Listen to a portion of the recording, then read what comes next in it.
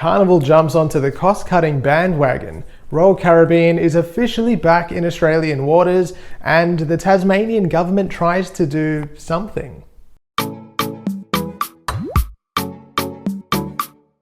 I'm Adrian, the Cruise and Travel Guy. As always, thank you for subscribing to my channel, and if you haven't done so yet, please hit that subscribe button. Azamara have announced a follow-up to their sellout 2024 World Cruise, with the new World Cruise departing San Diego on January 6th, 2025 for a 155-night world voyage. The 30,000-ton Azamara Onward will carry its 688 passengers in intimate casual luxury as they travel west from California, visiting 37 countries along their way to Southampton, where the cruise will conclude. The World Voyage is also being offered in 10 shorter segments for those of us that are strapped for time or cash, or those of us that just want to focus on a particular destination. The cruise is already on sale for loyalty members, but goes on sale to the general public on November 10th.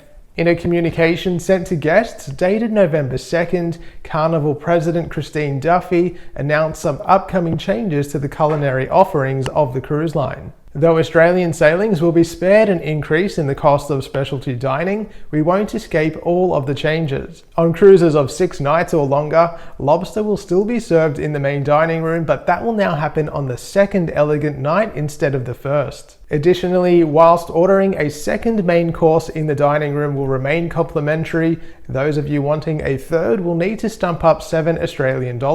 Guests are, however, invited to order a half-size main course at no extra cost. Those 2 a.m. ice cream cravings will have to wait, as ice cream will no longer be available 24/7, but will instead be accessible between 11 a.m. and midnight each day. The cruise line will continue to review its food offerings, particularly those that are not popular with guests, with a view to reducing cost and waste into the future. Meanwhile, the Tasmanian Health Department has developed cruise-specific protocols for visiting cruise ships. All passengers disembarking from a cruise ship within the state must wear a mask at all times whilst ashore. Local bus drivers and volunteers working with cruise passengers or crew must likewise wear a mask while in their presence. If there are any cases of COVID on board, each disembarking passenger will need to provide a negative rapid antigen test before being allowed off the ship. Finally, this little nugget that I enjoy most of all is that the health department has encouraged everyone to maintain good hygiene practices.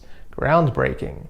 The Tasmanian government imposes no such rules on air arrivals, so the hypocrisy is a bit hard to digest, and as beautiful as Tassie is, I'd probably avoid a cruise there in the meantime. The Celebrity Eclipse was late arriving into Sydney yesterday. Due to 50-knot winds and rolling seas, the ship and its passengers enjoyed a rare and spectacular midday arrival into Sydney Harbour. The delays caused some check-in and boarding chaos for passengers joining the next cruise, and it eventually set sail several hours late at around 9 p.m.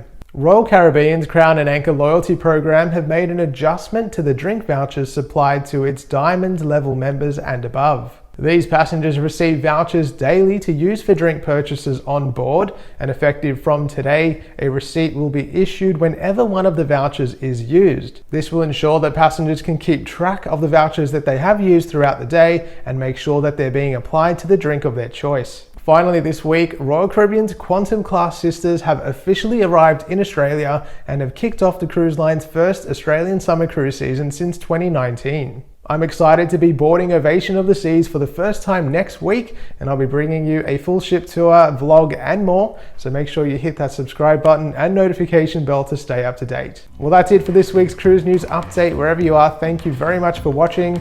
If you are interested in booking a cruise, you can head to my website, thecruiseandtravelguy.com.au, and if you haven't done so already, you can give me a follow on Facebook and Instagram at The Cruise and Travel Guy. Thanks for watching, and I'll see you soon.